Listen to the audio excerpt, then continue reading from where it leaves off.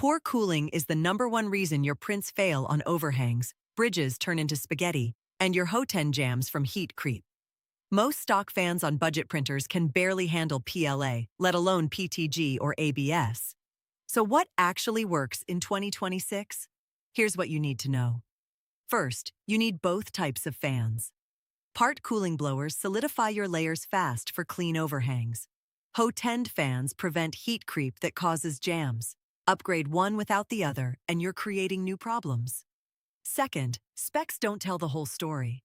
A high CFM rating means nothing if your fan duct scatters the air before it hits the nozzle.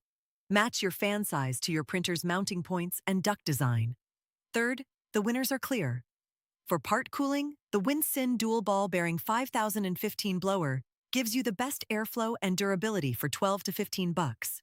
For Hotend cooling, the Noctua NF-A4x10 runs whisper quiet, or grab the Sunon MF40101V2 if you want 80% of the performance at 1/3 the price. Check the full guide at NozzleDown.com, link in the description.